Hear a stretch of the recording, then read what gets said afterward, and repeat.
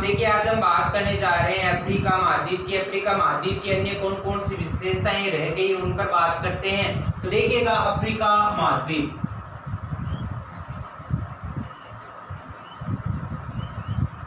Africa महाद्वीप की जो महत्वपूर्ण विशेषताएं रह गई वह देखिए कौन सी है। तो प्रमुख नदियां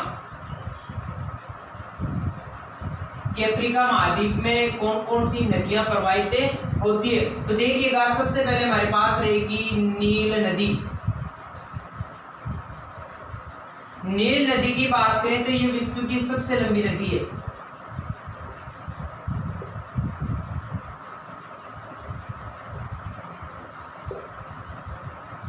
विश्व की सबसे लंबी नदी पूछ ले नील नदी बताना है। अफ्रीका महाद्वीप की सबसे लंबी नदी पूछ ले तो भी कौन सी बतानी है आपको, नील नदी। नील नदी विश्व की सबसे लंबी है तो इसकी लंबाई कितनी है, तो कुल लंबाई की बात करें तो 6650 किलोमीटर इसकी टोटल लंबाई है, जो कि अफ्रीका महाद्वीप में ये प्रवाहित होती है। इसके बाद बात करते हैं इस नदी पर एक मुख्य देश आता है जिसका नाम है मिस्र। इस मिस्र से बार बार क्वेश्चन पूछा जाता है, बहुत महत्वपूर्ण है। देखिएगा विश्व में पिरामिड कहाँ के प्रसिद्ध है, मिस्र के।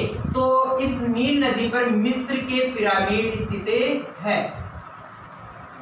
मिस्र के पिरामिड कौन सी नदी पर स्थित है, तो वह आपके नील नदी पर। इसी मिस्र की बात करें तो यह नदी इसका क्या कहलाती है, वरदान। तो ये बात भी ध्यान में रखना है कि मिस्र का वरदान किसे कहते हैं, तो वह आपकी कहलाएगी नील नदी।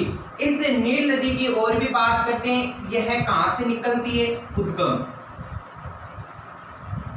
इस नदी का जो उद्गम होता है दो नदियों के रूप में होता है। मुख्य तौर पर वैसे विक्टोरिया झील ध्यान में रखना है। दो तरीके से होता है, वह कैसे होता है, तो देखिएगा बात करते हैं एक श्वेत नदी के रूप में और दूसरा होता है ब्लू, जिसे कह सकते हैं नील नदी के रूप में। ध्यान में रखना है नील नदी का जो उद्गम होता है वह दो प्रकार से होता है, श्वेत नदी के रूप में और नील नदी के रूप में। श्वेत नदी जो निकलती है आपकी वो विक्टोरिया झील से निकलती है।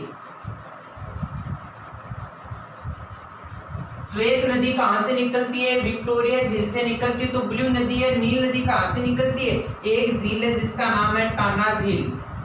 इस झील से यह नदी प्रवाहित होती है। तो देखिएगा नील नदी का उद्गम दो नदियों के रूप में होता है, एक श्वेत नदी है, एक नीले नदी। श्वेत नदी का उद्गम हो गया विक्टोरिया झील से और आपके नील नदी का उद्गम हो गया टाना झील। विक्टोरिया झील पड़ती है आपके, ध्यान रखना एक जगह है बरुंडी, ये क्षेत्र पड़ता है युगांडा में। युगांडा क्षेत्र जो देश है आपके उसी में है बरुंडी, वहां पर विक्टोरिया झील है। वहां से कौन सी नदी निकलती है, श्वेत नदी। और नील नदी की बात करें टाना झील इथोपिया से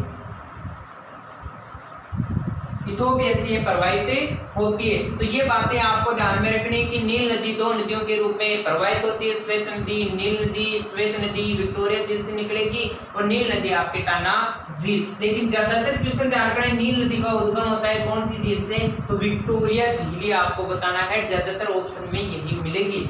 इसके बाद बात करते हैं ये दो जो नदियां हैं, श्वेत नदी और ब्लू नदी, आगे चलेगी, आगे जाकर ये मिलेगी आपके सूडान क्षेत्र में। कहां पर मिलेगी, सूडान। इन दोनों का क्या हो जाएगा, संगम। संगम कौन सी जगह होगा, सूडान में। सूडान में एक जगह आती है उसका नाम है खार्तूम। मेन चीज याद रखना है, सूडान में कौन सा क्षेत्र आता है, खार्तूम। खार्तूम में नील नदी और श्वेत नदी दोनों आपस में मिल जाती है। तो यह बातें आपको ध्यान में रखनी है। इसके बाद बात करते हैं इस नील नदी पर एक आएगा बांध जिसका नाम है आसवान बांध। इसी नील नदी पर एक झील आएगी जिसका नाम है नासिर झील। ये दोनों मिस्र में स्थित है। याद रखना है आपको, आसवान बांध जो कि अफ्रीका महाद्वीप का सबसे बड़ा बांध माना जाता है। कौन सा? आसवान बांध। और एक नासिर झील, यह है आपकी मिस्र में स्थित है। कौन सी नदी पर स्थित है? नील नदी पर स्थित है। बात करें आसवान बांध की, अफ्रीका का सबसे बड़ा बांध।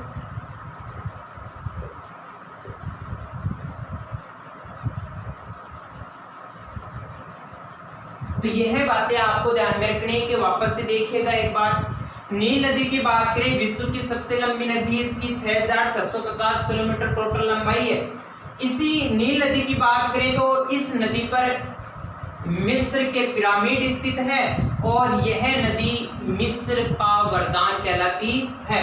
इसके साथ साथ इस नील नदी की बात करें, इसका उद्गम दो प्रकार से होता है। एक रहेगा श्वेत नदी के रूप में, एक रहेगा नील नदी के रूप में। श्वेत नदी विक्टोरिया झील बरुंडी युगांडा से प्रवाहित होती है और नील नदी की बात करें टाना झील इथियोपिया से प्रवाहित होती है। दोनों एक जगह आकर मिलेगी, वह मिलेगी आपके सूडान क्षेत्र। और सूडान में कौन सी जगह है? खार्तूम नामक के स्थान। इसके बाद बात करते हैं नील नदी पर आसवान बांध, अफ्रीका का सबसे बड़ा बांध है और नासिर झील स्थित है। यह दोनों मिस्र में स्थित है। इसके बाद देखिएगा, बात करते हैं यह जो नदी है कहां पर जाकर विलुप्त होती है? विलुप्त होती है या गिरती है, समाहित होती है? तो यह होती है भूमध्य सागर में। कौन से सागर में जाकर ये गिरती है? भूमध्य सागर में गिरती है। भूमध्य सागर में गिरने से पहले यह नदी डेल्टा का निर्माण करती है। ये ध्यान में रखना है, किसका निर्माण करती है? डेल्टा का। अब देखिएगा, डेल्टा यानी कि दलदलाई क्षेत्र पाया जाता है और इस डेल्टा की बात करें तो डेल्टा शब्द सर्वप्रथम किसने दिया? डेल्टा शब्द सर्वप्रथम दिया था विश्व के इतिहासकार हेरोडोटस ने।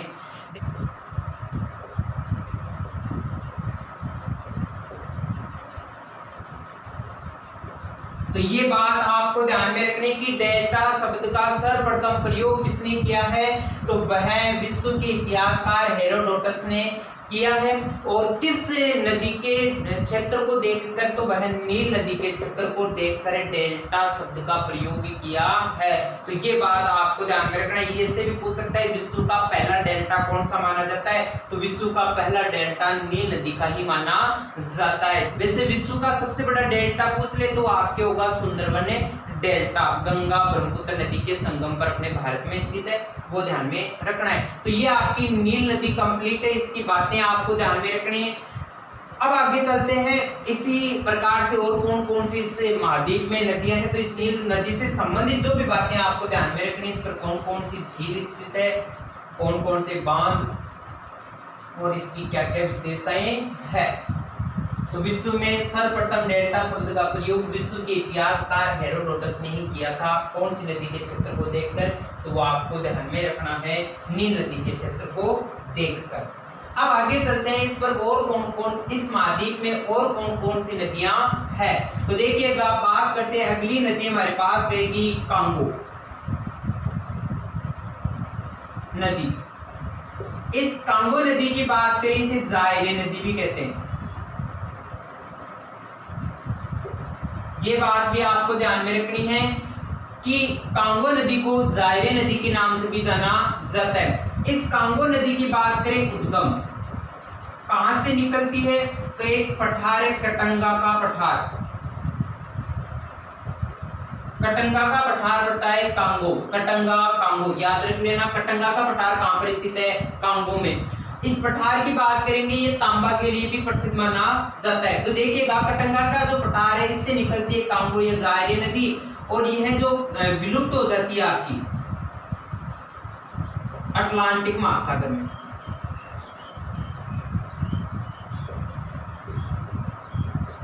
तो ये बात आपको ध्यान में रखनी है कि कांगो नदी का उद्गम होगा कटंगा का पठार कांगो से और विलुप्त होगी अटलांटिक महासागर में। इस नदी की बात करें, बहुत महत्वपूर्ण है, यह भूमध्य रेखा को 2 बार काटती है। विश्व की एकमात्र नदी जो भूमध्य रेखा को 2 बार काटती है।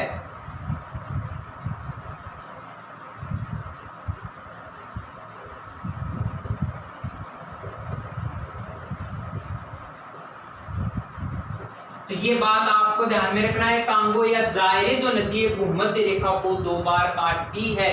विश्व की एकमात्र नदी कर्क रेखा को 2 बार काटती है, विश्व की एकमात्र नदी मकर रेखा को 2 बार काटती है। तो तीनों नदियां आपको ध्यान में रखना है, जिसमें से भूमध्य रेखा को काटने वाली, मकर रेखा को काटने वाली आपके अफ्रीका महाद्वीप में स्थित है। और उनमें से पहली हमने भूमध्य रेखा को काटने वाली देख ली, कौन सी? कांगो है, जिसे कहते हैं कौन सी नदी? जायरे। इस कांगो या जायरे नदी पर और जलप्रपात की बात करें तो एक रहेगा स्टेनले और दूसरा रहेगा लिविंगस्टोन।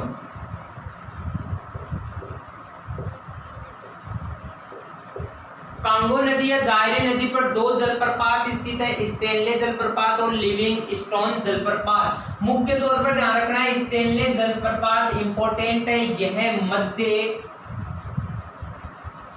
अफ्रीका का हाईवे कहलाता है। तो ये बात आपको ध्यान में रखनी है कि मध्य अफ्रीका का हाईवे नामक जो आपका जलप्रपात वह कौन सा है? तो वो स्टेनले जलप्रपात कहलाएगा, याद रख लेना। तो देखिएगा, कांगो नदी की बात करें तो इस पर 2 जलप्रपात स्थित है, स्टेनले जलप्रपात जिसे मध्य अफ्रीका का हाईवे कहते हैं और एक स्थित है लिविंगस्टोन। इस कांगो नदी की बात करें, इसे जायरे नदी भी कहते हैं। उद्गम कटंगा का पठार कांगो से होगा और विलुप्त होगी यह अटलांटिक महासागर में। और यह विश्व की एकमात्र नदी है जो भूमध्य रेखा को 2 बार काटती है, विषुवत रेखा को 2 बार काटती है। यह आपकी कांगो नदी ध्यान में रखना है। अब आगे चलते हैं, और कौन कौन सी नदियां हमारे पास है। तो याद करते रहेगा, नोट्स बना लेना अच्छी तरीके से, कोई दिक्कत वाली बात नहीं है, क्योंकि फिर बाद में आप पढ़ते रहना, प्रैक्टिस करना, याद हो जाएंगे। आगे चलते हैं, हमारे पास है कौन सी नदी जिसका नाम है ज़ेम्बेजी।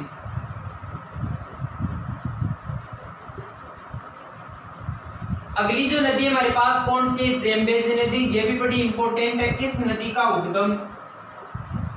उद्गम पूछ ले तो कटंगा का पठार रहेगा और कटंगा का पठार से यह नदी निकलेगी और विलुप्त हो जाएगी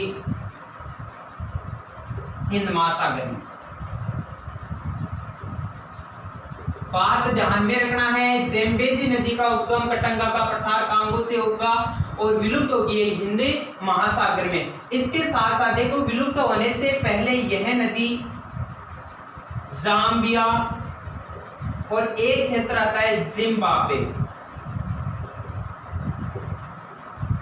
जाम्बिया और जिम्बाब्वे के मध्य यह प्राकृतिक सीमा का निर्माण करती है।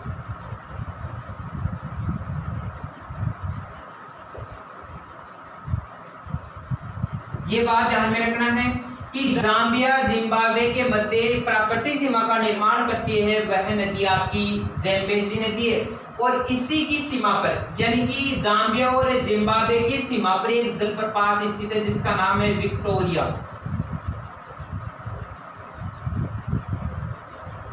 याद रख लेना कि विक्टोरिया जलप्रपात स्थित है, जो जाम्बिया और जिम्बाब्वे के बीच या इनकी सीमा पर स्थित है और यह अफ्रीका का सबसे बड़ा है, सबसे बड़ा जलप्रपात। याद रख लेना कि अफ्रीका महाद्वीप का सबसे बड़ा बांध कौन सा है? आसवान बांध है। तो क्वेश्चन पूछ रहे हैं आपको कि अफ्रीका महाद्वीप का सबसे बड़ा जलप्रपात कौन सा है? तो होगा विक्टोरिया जलप्रपात, जो जाम्बिया और जिम्बाब्वे की सीमा पर स्थित है। कौन सी नदी पर? ज़ेम्बेजी नदी पर। लिविंगस्टोन और एनले जलप्रपात पूछ ले तो वह आपको बताना है कौन सी नदी पर है? कांगो नदी पर। तो इस प्रकार से यह कौन सी नदी आपकी? ज़ेम्बेजी नदी। अगली नदी की बात करते हैं तो वह रहेगी नाइजर नदी। नाइजर नदी भी बहुत इंपॉर्टेंट है। नाइजर नदी की बात करें, कहां से निकलती है? उद्गम, इस नदी का उद्गम होगा नाइजर से। नाइजर नदी का उद्गम नाइजर से होगा। सबसे इंपॉर्टेंट है कहां पर जाके गिरती है? तो विलुप्त की बात करें तो गिनी की खाड़ी, गिनी की खाड़ी में जाकर ये विलुप्त हो जाती है। तो देखिएगा, नाइजर नदी की बात करें, उद्गम नाइजर से होगा और ये कहां पर जाके विलुप्त होगी? गिनी की खाड़ी। अब देखिएगा बात करते हैं इस नाइजर नदी की। नाइजर नदी की मूल विशेषता ध्यान में रखना है कि इसे पोम तेल नदी के नाम से जाना जाता है।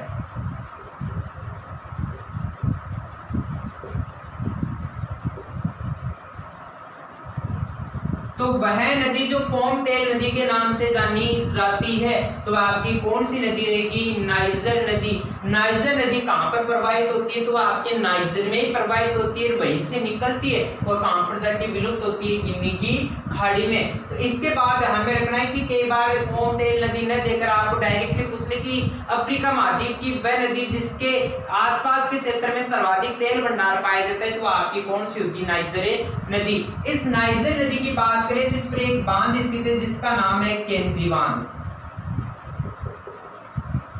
तो ये बात भी आपको ध्यान में रखनी है कि केंजी बांध कौन सी नदी पर है? नाइजर नदी पर स्थित है। कौन से महाद्वीप में स्थित है? तो अफ्रीका महाद्वीप में स्थित है।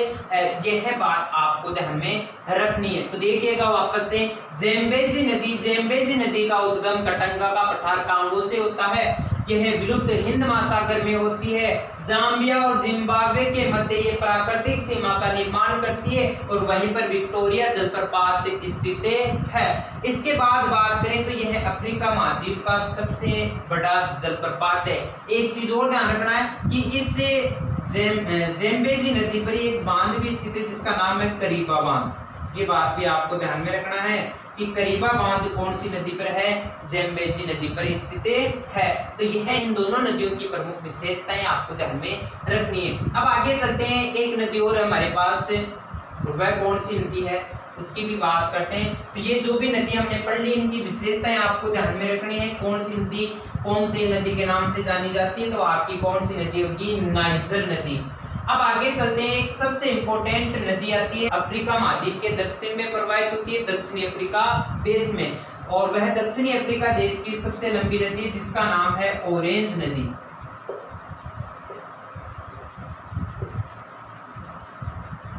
देखिएगा ऑरेंज नदी। ऑरेंज नदी की बात करें तो कहां से निकलती है? उद्गम होगा इसका ड्रैकन्सबर्ग से, जो कि कहां पर स्थित है? दक्षिणी अफ्रीका में। पर्वत श्रेणियों में देखी थी हमने कि ड्रैकन्सबर्ग जो पर्वत श्रेणी आपके दक्षिणी अफ्रीका में स्थित है। इसकी बात करें विलुप्त कहां पर होती है? तो विलुप्त की बात करें तो यह नदी होगी अटलांटिक महासागर में।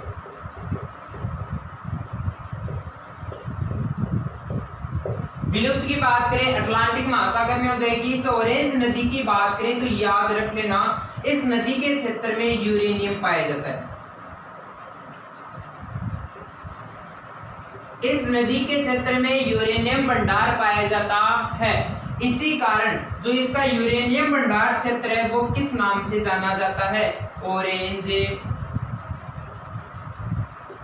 Free state. तो मेन चीज ध्यान में रखना है कि ऑरेंज नदी का वह क्षेत्र जहां पर यूरेनियम भंडार पाया जाता है वह किसके नाम से जाना जाता है? ऑरेंज फ्री स्टेट के नाम से जाना जाता है। तो याद रख लेना, ऑरेंज फ्री स्टेट किसके लिए प्रसिद्ध है? यूरेनियम के लिए प्रसिद्ध माना जाता है, जो कि कौन से देश में स्थित है? दक्षिणी अफ्रीका देश में स्थित है। बात करते हैं एक नदी और हमारे पास जिसका नाम है लिम्पोपो, या कई जगह नाम मिलेगा आपको लिम्पापो। कोई दिक्कत वाली बात नहीं है, मिलता जुलता नाम मिल जाए लगा देना है। तो लिम्पोपो या लिम्पापो नदी की बात करें तो इसका उद्गम होगा ड्रैकन्सबर्ग से। ड्रैकन्सबर्ग कहां पर पड़ता है? दक्षिणी अफ्रीका में। ड्रैकन्सबर्ग कहां पर स्थित है? दक्षिणी अफ्रीका में। यहां से कौन सी नदी प्रवाहित होती है? लिम्पोपो। यह विलुप्त होगी कहां पर? तो यह नदी विलुप्त होती है आपके हिंद महासागर में। हिंद महासागर में ये विलुप्त हो जाती है। मेन विशेषता अब ध्यान में रखना है, विश्व की एकमात्र नदी जो मकर रेखा को 2 बार काटती है। मकर रेखा को 2 बार काटती है। तो देखिएगा, कर्क रेखा, भूमध्य रेखा और मकर रेखा को 2-2 बार काटने वाली नदियां कौन सी, तो वह चीजें आपको ध्यान में रखनी है। कर्क रेखा को 2 बार काटने वाली जो नदी है वह माही नदी है। तो माही नदी की बात करें तो कर्क रेखा को 2 बार काटने वाली विश्व की एकमात्र नदी जो कि राजस्थान में प्रवाहित होती है। इसके बाद बात करते हैं कि बार क्वेश्चन पूछेगा कि विषुवत रेखा, भूमध्य रेखा को 2 बार काटने वाली नदी, तो वह अफ्रीका महाद्वीप में कांगो जायरे नदी। लिम्पोपो नदी की बात करें तो ये मकर रेखा को 2 बार काटती है। ये कौन से महाद्वीप में, अफ्रीका महाद्वीप में, और कौन से देश में, दक्षिणी अफ्रीका देश में। तो ये बातें आपको ध्यान में रखनी है, नोट्स बना लेना अच्छी तरीके से, 2-3 बार इस वीडियो को देख लेना, आपको याद हो जाएगी। तो देखिएगा, आगे चलते हैं। तो ये तो प्रमुख इस महाद्वीप में प्रवाहित होने वाली नदियां हैं, तो ध्यान में रखना है। ऑरेंज फ्री स्टेट किस नदी का क्षेत्र आता है, तो वह आएगी आपके ऑरेंज नदी। और ऑरेंज नदी का ये है जो ऑरेंज फ्री स्टेट है, किसके लिए प्रसिद्ध है, यूरेनियम के लिए प्रसिद्ध माना जाता है। इसके बाद बात करें विश्व की एकमात्र नदी जो मकर रेखा को 2 बार काटती है, वह आपकी होगी लिम्पोपो या लिम्पोपो नदी। इसके बाद बात करते हैं झील, इस महाद्वीप की प्रमुख है झील। देखिएगा, प्रमुख झील की बात करें तो इसमें याद रखना है विक्टोरिया झील।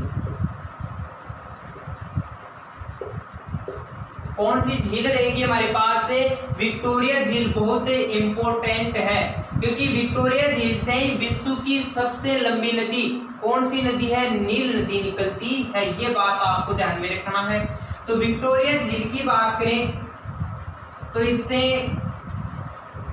नील नदी निकलती है।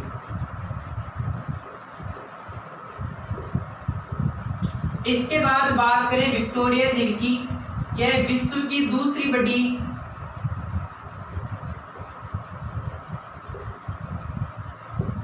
मीठे पानी की झील है।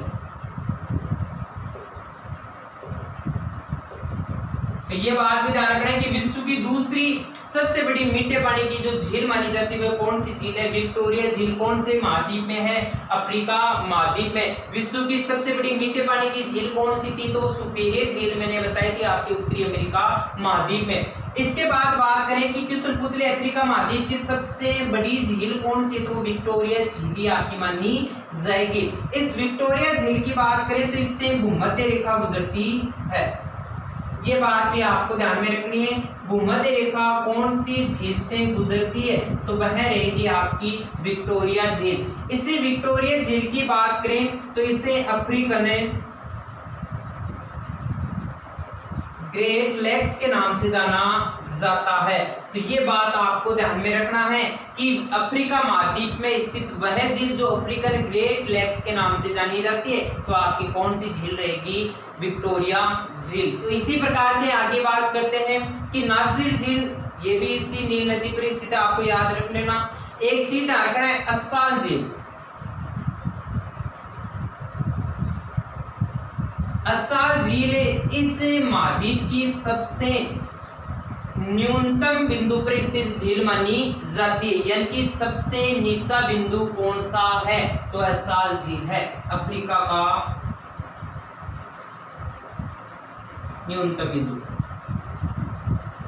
याद रख लेना, अफ्रीका महाद्वीप का सबसे न्यूनतम बिंदु, सबसे निचतम बिंदु कौन सा है, तो अस्साल झील है। नासिर झील कौन सी नदी पर स्थित है, तो वह आपकी नील नदी पर स्थित है। तो ये कुछ बातें हैं जो आपको ध्यान में रखनी है। तो देखिएगा, विक्टोरिया झील की बात करें तो इससे नील नदी निकलती है और यह विश्व की दूसरी सबसे बड़ी मीठे पानी की झील है जो कि अफ्रीका महाद्वीप में स्थित है।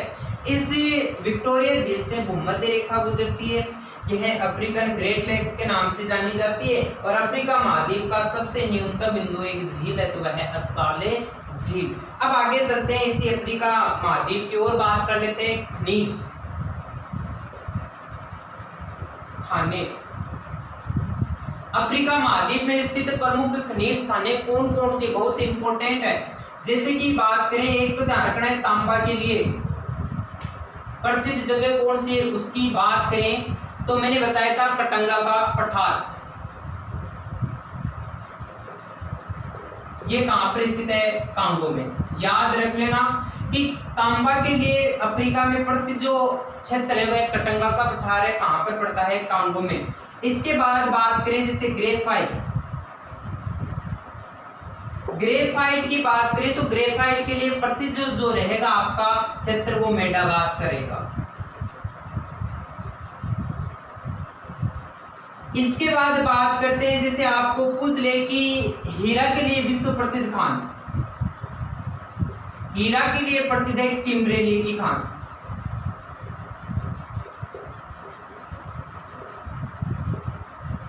किम्बरले का पठार कहां पर स्थित है? ऑस्ट्रेलिया महाद्वीप में, मैंने बताया था, याद रख लेना। और ये किम्बरले की खान है और ये हीरा के लिए प्रसिद्ध है। और कौन से महाद्वीप में? अफ्रीका महाद्वीप में विश्व प्रसिद्ध है। इसके बाद बात करते हैं, इसमें आता है कि और खनिज जो है वो ध्यान में रखना है। जैसे आपको पूछ ले सोना, सोना के लिए प्रसिद्ध रहेगा जोहान्सबर्ग, बहुत इंपॉर्टेंट है क्योंकि यह विश्व में सोने की राजधानी या स्वर्ण नगरी कहलाता है।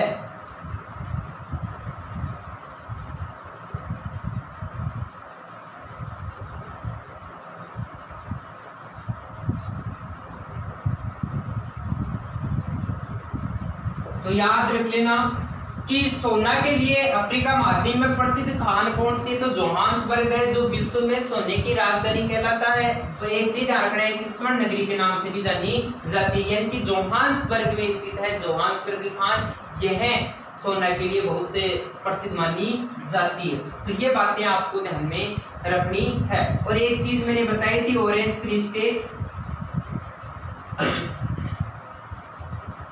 इसकी बात करें किसके लिए प्रसिद्ध है? यूरेनियम के लिए।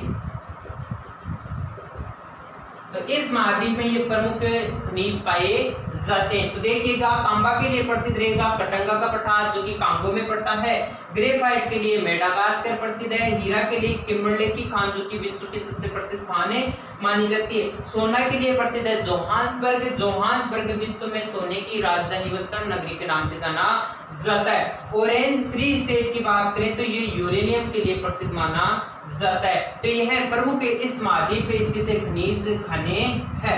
अब आगे बात करते हैं इस महाद्वीप की कुछ और विशेषताओं की। सबसे इंपॉर्टेंट हमारे पास है वह है स्वेज नहर, बहुत इंपॉर्टेंट।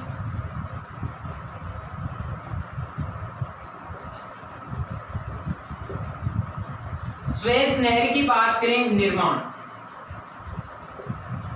इस नहर का निर्माण हुआ था 1869 ईस्वी में। याद रख लेना, स्वेज नहर का निर्माण कब हुआ था? 1869 ईस्वी में। इस नहर का निर्माण करने का जो कारण था वो कारण यही था कि समुद्री मार्ग से जो आवागमन है उसकी दूरी कम करना। क्या करना? कम करना। तो मेन चीज ध्यान रखना है, यह जो स्वेज नहर है ये स्थित है आपके अफ्रीका, यूरोप, एशिया के तिराहे पर, मतलब कि सीधा रास्ता इन तीनों महाद्वीपों को प्राप्त होता है। अफ्रीका है, यूरोप है, एशिया, इनके तिराहे पर ये स्थित है। इसके बाद बात करते हैं इसकी कुल लंबाई।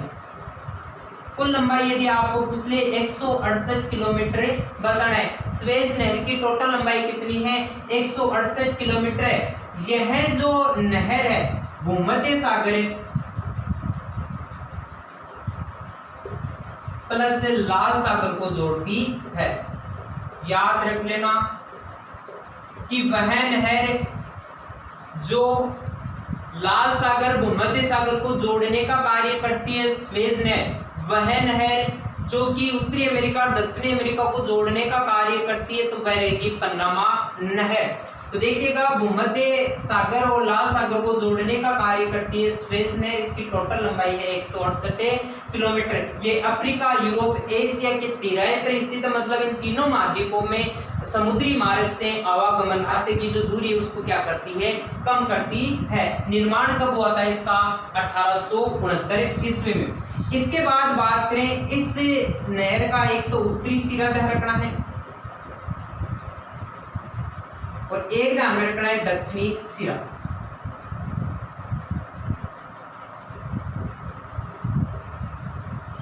अब देखिए बात करते हैं उत्तरी सिरा पर कोई स्थित है तो वो पोर्ट सईद बंदरगाह स्थित है, इसके साथ साथ शहर स्थित है। तो याद रख लेना स्वेज नहर के उत्तरी सिरा पड़ता है भूमध्य सागर की ओर, ठीक है, भूमध्य सागर, ठीक है। तो उत्तरी सिरा की बात करें तो पोर्ट सईद बंदरगाह या शहर स्थित है, और दक्षिणी सिरा पर पूछ ले तो वह स्थित है पोर्ट स्वेज नगर। तो ये बातें भी आपको ध्यान में रखना है कि स्वेज नहर के उत्तरी छोर पर स्थित है तो पोर्ट सईद बंदरगाह व शहर, और दक्षिणी सिरा की बात करें तो पोर्ट स्वेज नगर स्थित है, ये लाल सागर की ओर है, ये भूमध्य सागर की ओर है। तो ये बात आपको ध्यान में रखनी है, बहुत इंपॉर्टेंट है। तो स्वेज नहर का निर्माण 1869 ईस्वी में किया गया था। अफ्रीका, यूरोप, एशिया के तिराहे पर स्थित है। इसके बाद इसकी टोटल लंबाई 168 किलोमीटर रहेगी। ये भूमध्य सागर लाल सागर को जोड़ने का कार्य करती है। इसके बाद बात करें उत्तरी सिरा जिस पर पोर्ट सईद बंदरगाह व शहर स्थित है भूमध्य सागर की ओर, दक्षिणी सिरा जिस पर पोर्ट स्वेज नगर स्थित है यह लाल सागर की ओर। तो एक चीज ध्यान में रखना है, इस नहर का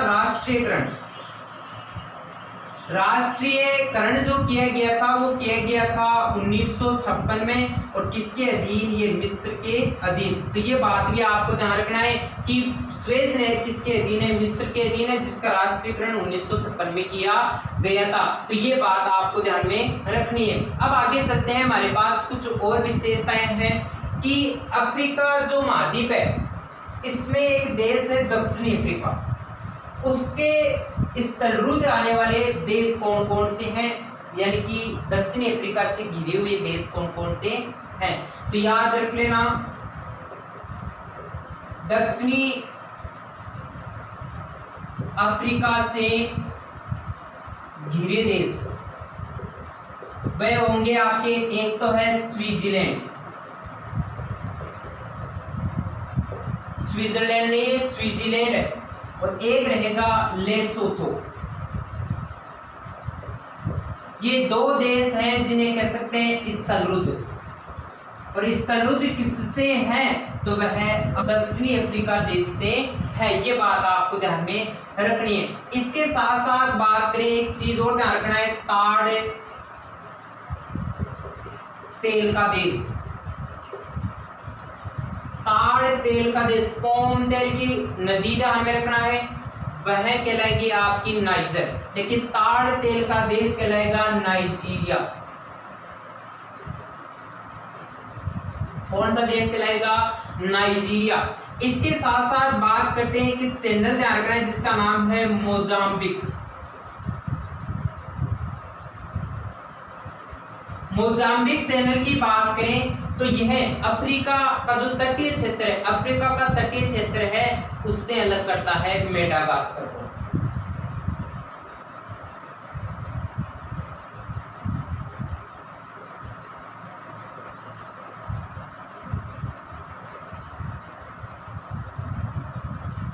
मेडागास्कर को अलग करता है। याद रख लेना भाई कि मोजाम्बिक चैनल किन क्षेत्रों को अलग करता है, तो अफ्रीका महाद्वीप का जो तटीय क्षेत्र है उससे अलग करता है मेडागास्कर, जो कि एक द्वीपीय देश है। तो ये जो कांगो बेसिन है उसमें कौन सी जनजाति पाई जाती है, कांगो बेसिन।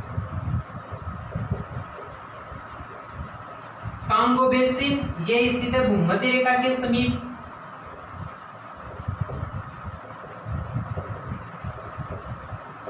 इसमें जो जनजाति पाई जाती है वो है पिग्मी।